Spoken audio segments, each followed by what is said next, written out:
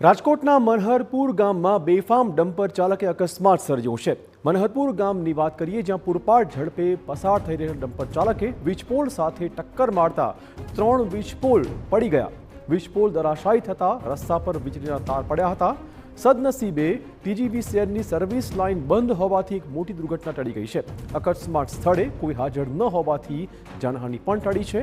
સ્થાનિકોનો આક્ષેપ છે કે ડમ્પર ચાલક નશાની હાલતમાં હતો। અકસ્માતના સ્થળે નવરાત્રી માટે મંડપ પણ હતા, જેને પણ અકસ્માતમાં નુકસાન પહોંચ્યું છે।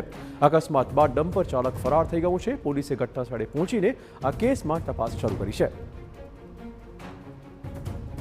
રાજકોટના માધાપર ચોકડી નજીક આવેલ મનહરપુર એક ગામમાં એક બેકાબુ ટ્રક છે, જેના કારણે એક મોટી દુર્ઘટના છે તે ટળી છે। આપને હું દ્રશ્યો બતાવવા માંગીશ કે મનહરપુર એક ગામમાં એક ટ્રક છે, ટેન્કર છે તે બેકાબુ બન્યો હતો અને તેને કારણે જે અનેક વીજ થાંભલા છે તે ધરાશયી થઈ ગયા છે। આ તમે દ્રશ્ય જુઓ કે અહીં જે નવરાત્રિની ગરબીનું આયોજન છે તે કરવામાં આવ્યું છે અને એક બેકાબુ ટ્રક છે તે અહીંથી પસાર થયો અને તેને કારણે તેમને એટલી સ્પીડમાં હતો કે તેને કારણે એક અકસ્માત છે તે સર્જાયો છે। સદનસીબે એક મોટી દુર્ઘટના છે તે ટળી છે। સ્થાનિક લોકો આપણી સાથે છે, આપણે તેની સાથે વાત કરશું।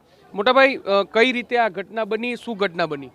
આ ઘટના 1 કલાક પહેલા બેફામ સ્પીડે આવતા ટ્રકે, જેનો ડ્રાઈવર નશાની હાલતમાં હતો, અને વીજળીના 3 થાંભલા, આ મંડપ બધું એકી સાથે એને પોતાના ડમ્પરની સાથે લઈ લીધું।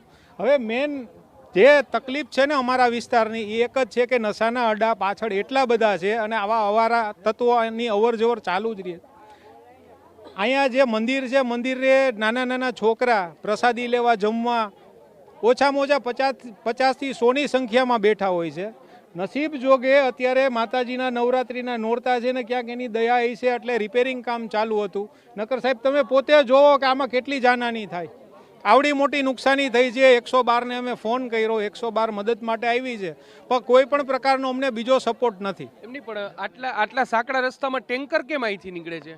ડમ્પર છે પોતે દારૂ લેવા માટે નશાની હાલતમાં છે અને પોતાને ભાન નથી કે આવડું મોટું વાહન નાના વિસ્તારમાં કોઈ એવા શેરી ગલીની અંદર આપણે લઈને ન જવાય, બરોબર છે। અમને બીજો કોઈ રોષ નથી। અમે એક જ ફરિયાદ કરી છે સરકારને કે ભાઈ અમારી સ્થાનિક જે પબ્લિક છે એ આટલા વર્ષ ત્યાં ત્રાહીમામ છે। મીડિયાના અમે આભારી છીએ। મીડિયા મારફત અમે 3 થી 4 વખત આ વિસ્તારની અંદર દારૂ વેચાતું હોય, આવી પ્રવૃત્તિ થતી હોય એની જાણ કરી છે, પણ એનો ઉલટાનો અમને જ તકલીફ પડે છે।